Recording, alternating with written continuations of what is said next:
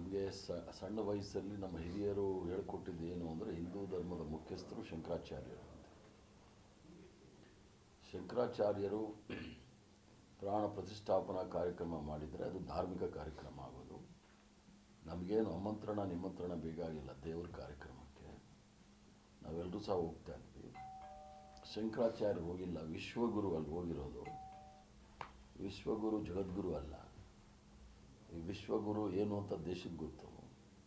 ಆದ್ದರಿಂದ 4 ಶಂಕರಾಚಾರ್ಯರು ಹೋಗೋದಲ್ಲ, 2 ಶಂಕರಾಚಾರ್ಯರು ಅದರ ವಿರುದ್ಧವಾಗಿ ಮಾಡಿದ್ದಾರೆ, 2 ಶಂಕರಾಚಾರ್ಯರು ತಟಸ್ಥರಾಗಿದ್ದಾರೆ. ಸರ್ಕಾರ, ಪಕ್ಷದ ಸರ್ಕಾರ, ಪಕ್ಷ ನಮ್ಮದು, ಪಕ್ಷವನ್ನೆಷ್ಟು ಕಾನ್ಫಿಡೆನ್ಸ್ ತಗೊಂಡು ಮಾಡ್ತಾರೆ ಅನ್ನೋದು ಅವ್ರಿಗೆ ಬಿಟ್ಟಿರೋದು. ಕೆಲವೊಂದು ಕಡೆ ಕಾಂಗ್ರೆಸ್ ಮೇಲೆ ನಿಮಗೆ ಅಸಮಾಧಾನ ಆಗಿದೆ ಅಂತ ಕೆಲವೊಂದು ವಿಚಾರಗಳು.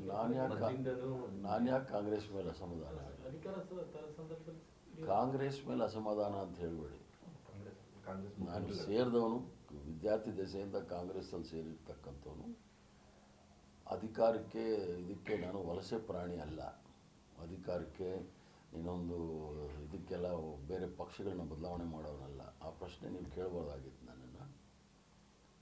ಕಾಂಗ್ರೆಸ್ಸಲ್ಲಿ ಕೆಲವರು ಅವ್ರದ್ದೇ ಕಾಂಗ್ರೆಸ್ ಅಂತ ಇದ್ದಾರೆ, ಅದ್ರ ಬಗ್ಗೆ ಅಷ್ಟೇ ನಮ್ಮ ಅಸಮಾಧಾನ.